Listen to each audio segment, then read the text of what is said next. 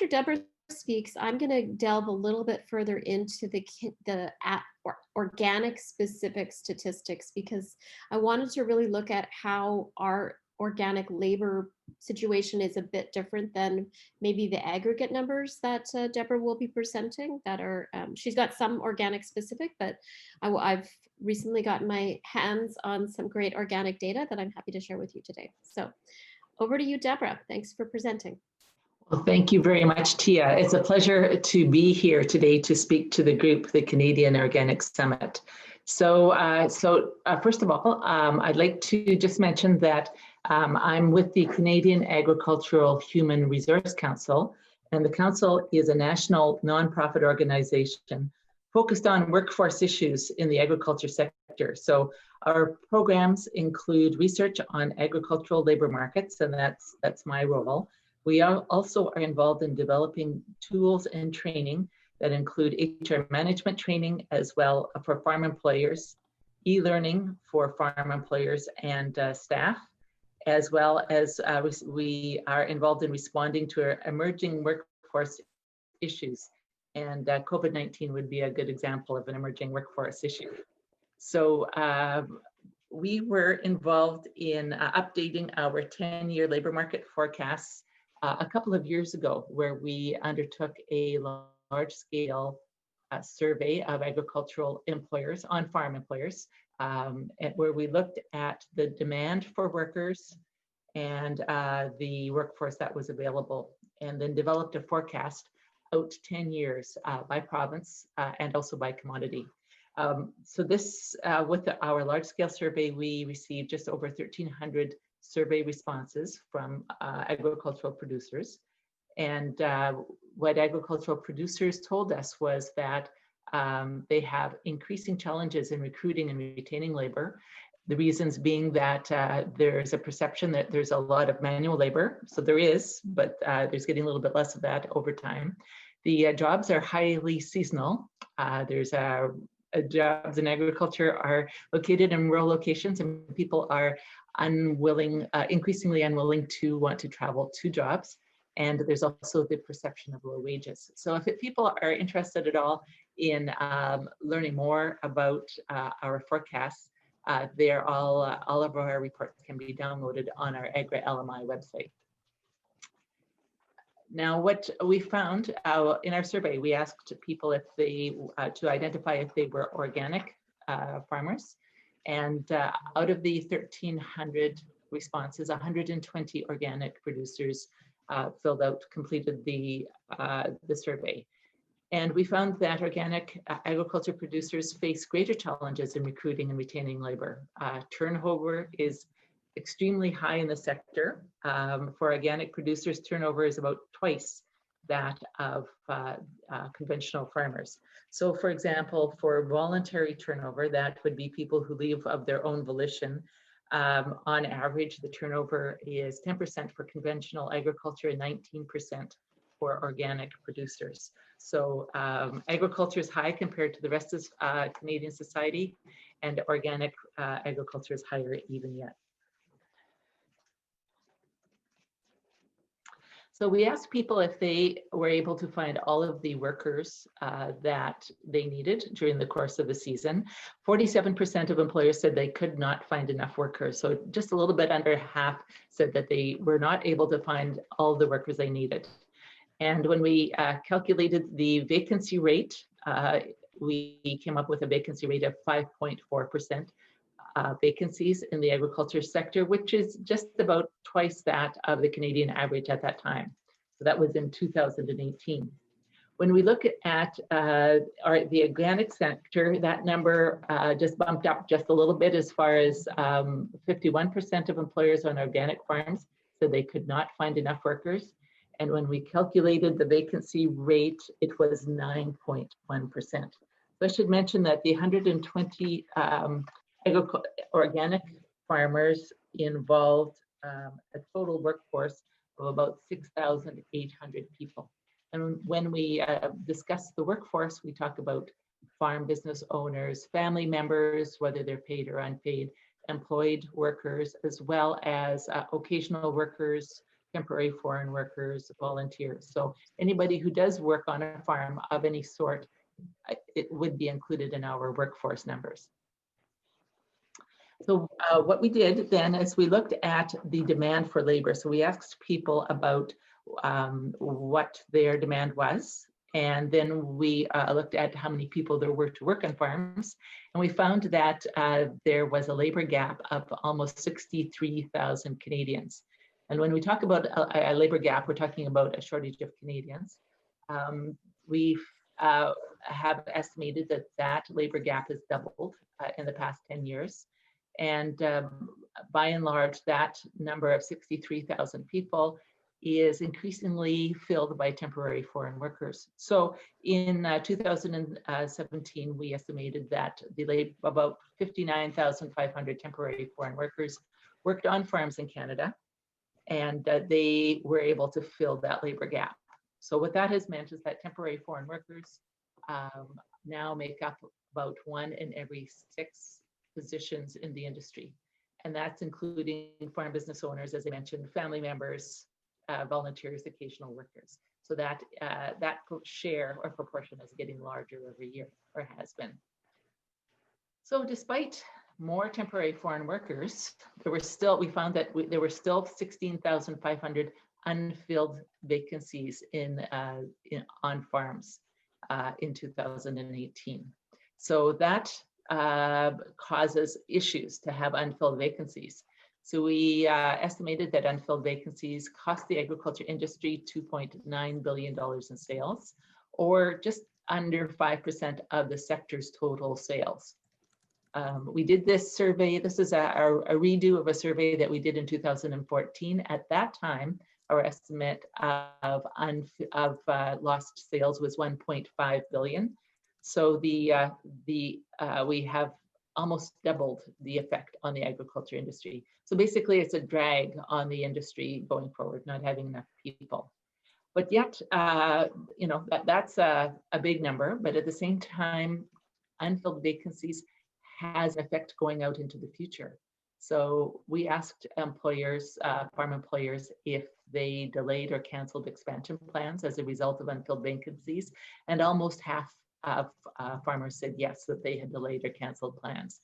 So not only is it affecting unfilled vacancies, affecting the agriculture industry today, but that there are constraints going out to the future because people are not wanting to spend money to expand their farms. So in our mind, unfilled vacancies is starting to threaten the industry's viability and profitability going forward with these shortages.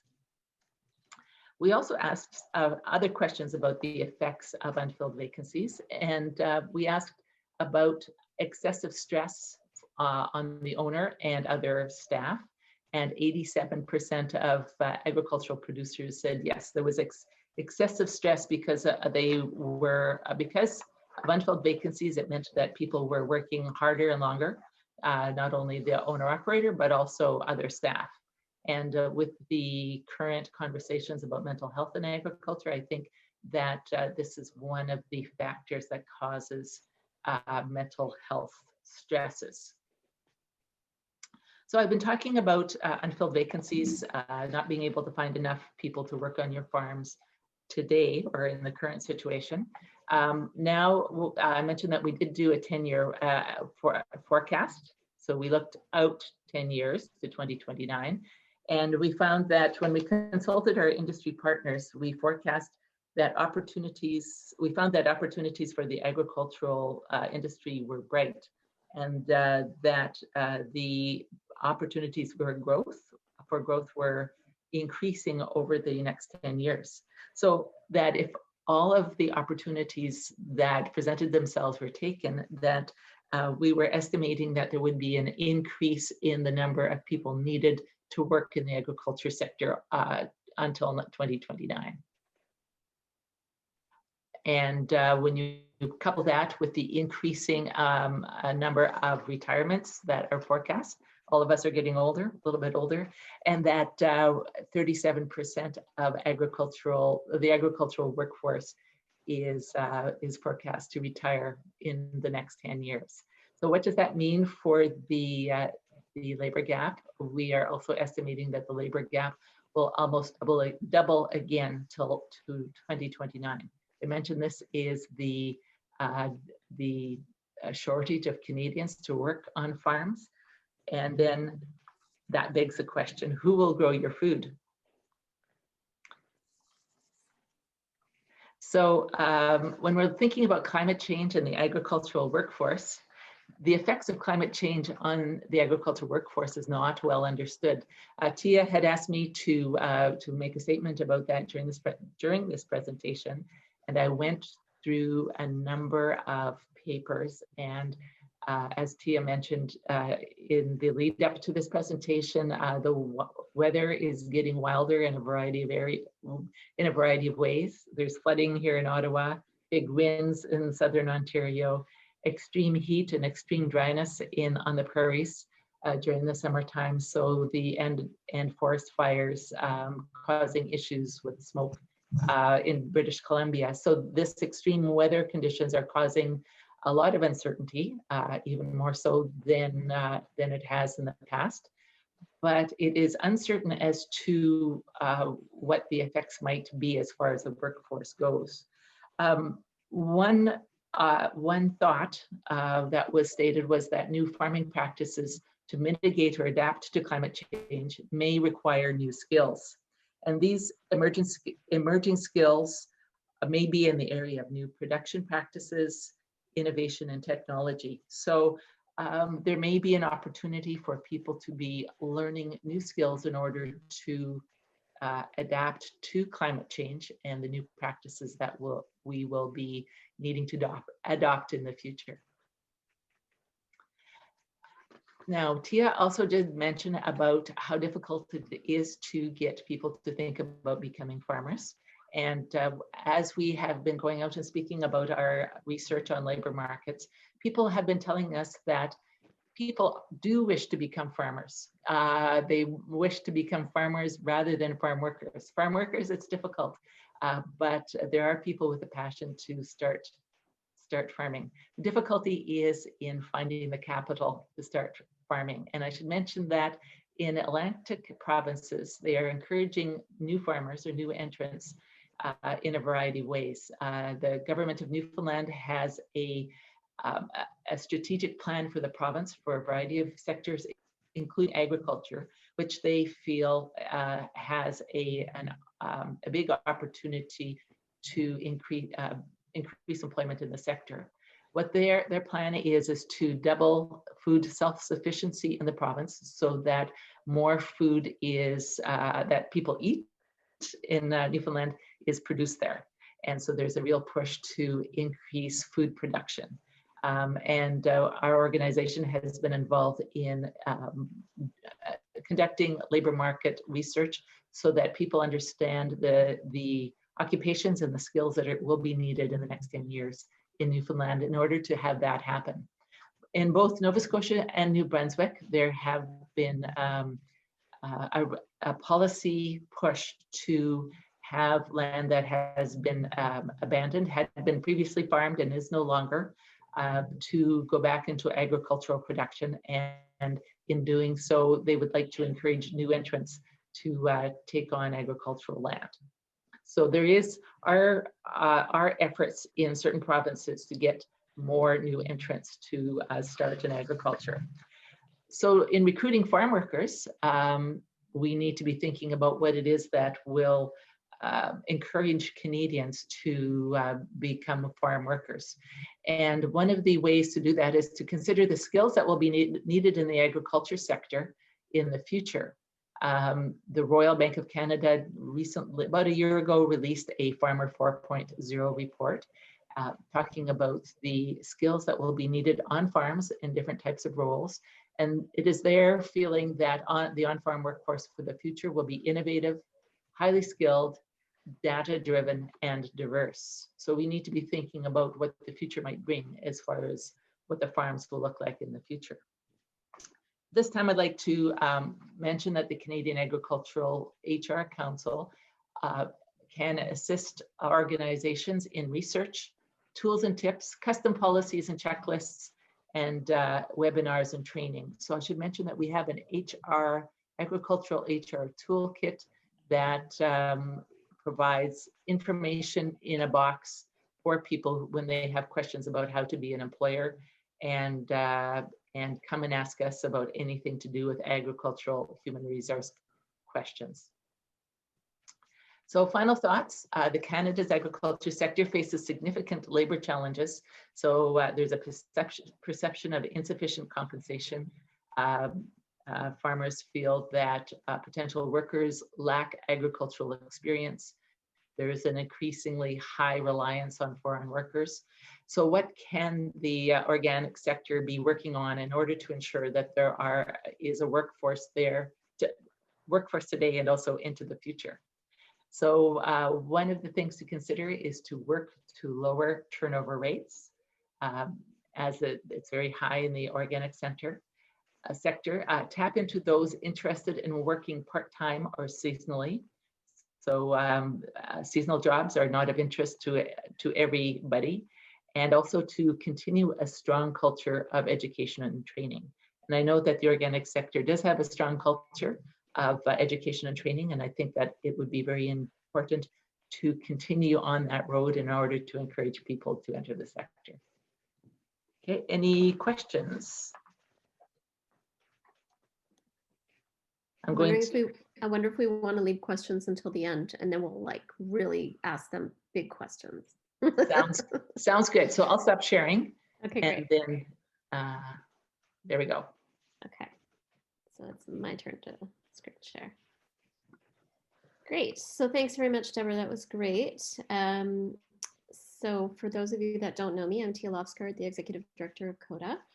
And we really wanted to make this into a workshop because we don't have all the answers, but I wanted to kind of highlight that if we have double the turnover and double the amount of labor needs, those are two great big whammies that the organic sector really needs to think about in regards to the longevity of our sector. So for any of you that I do work with on some of the more strategic pieces, the data piece for organic is always been a challenge, trying to break out our numbers from the non-organic numbers. We are kind of merged into a lot of the data that exists out there. So for us to actually look at these statistics and identify what are some problematic areas, or to really pinpoint what policies or programs we could ask to be put in place, it becomes quite a challenge. But all that to say that I have been working with Agriculture Canada, StatsCan, and CFIA in order to try and get more data for the organic sector. And this is the first time that I've been able to pull out the organic file from some of the census data of the past.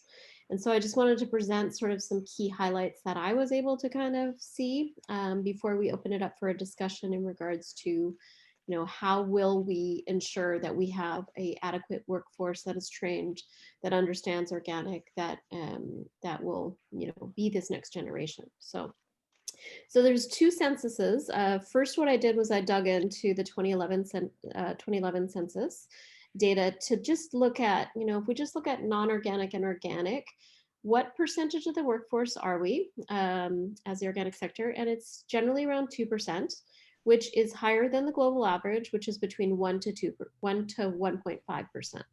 So in Canada, back in 2011, we already were sort of above the world average. But you will see that things will evolve.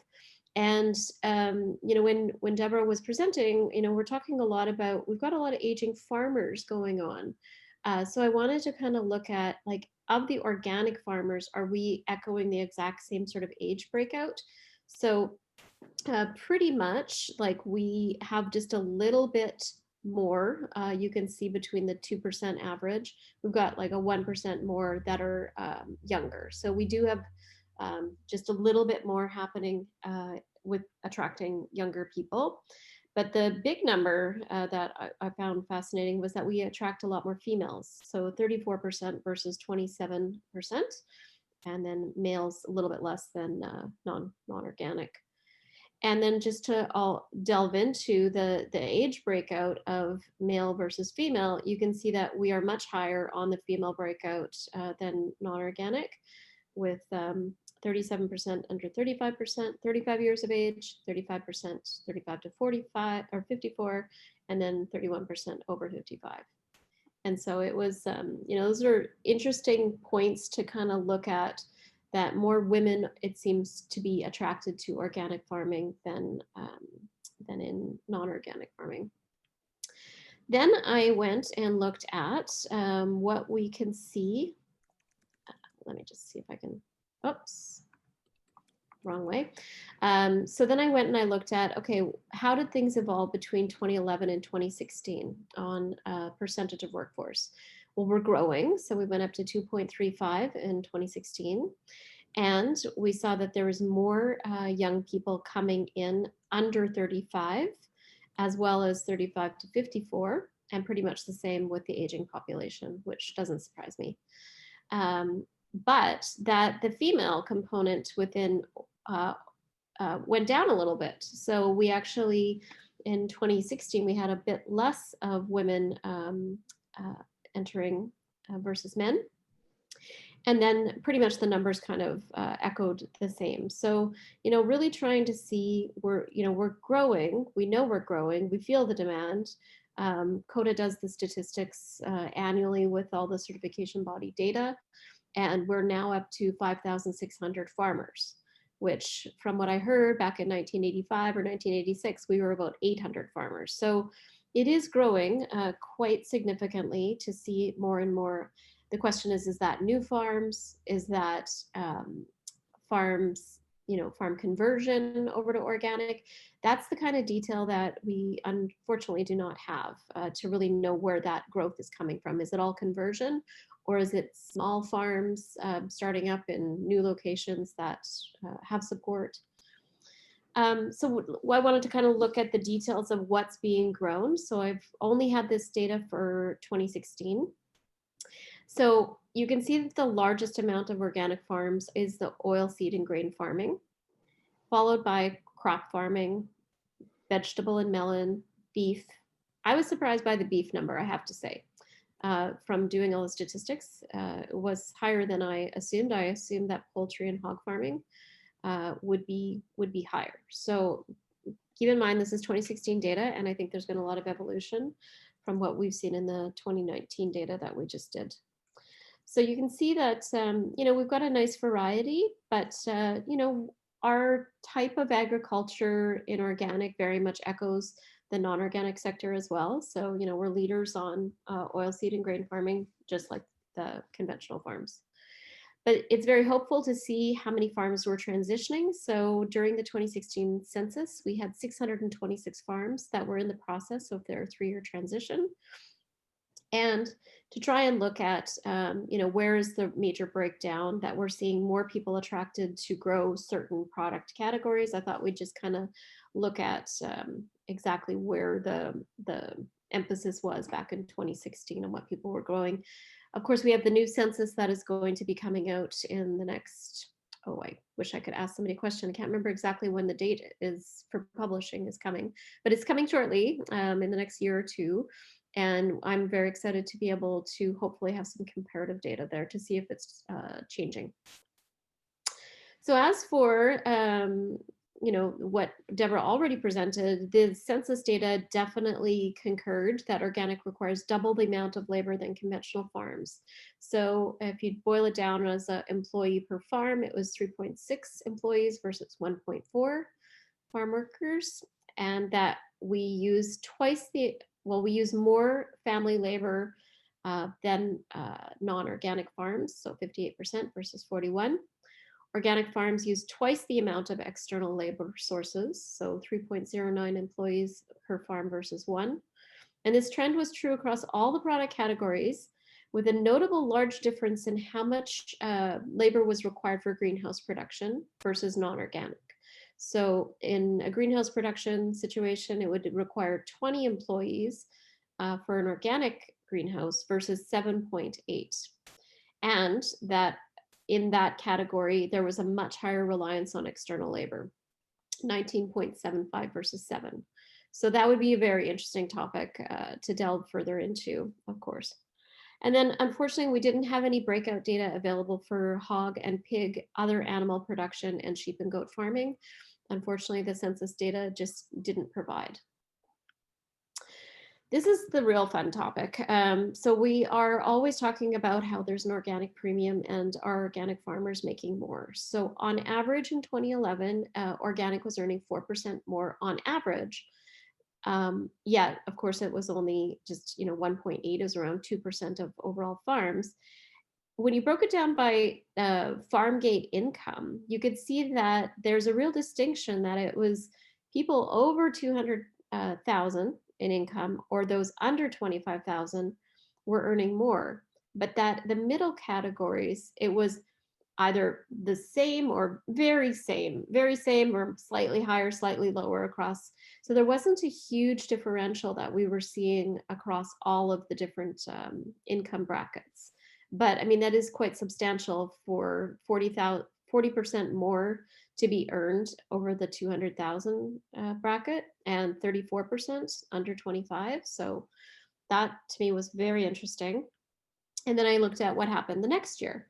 So it looks like, the average income for all farms was 358,000 when you combine everybody, and that organic was earning about 11% more. But unfortunately, the data was very not good that year.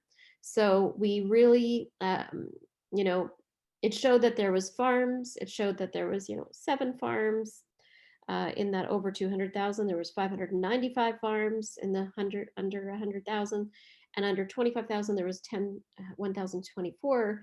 But on those 3, we really didn't have any data, which is probably where that increase, the 11% more than average came from, but they couldn't break it out by product category.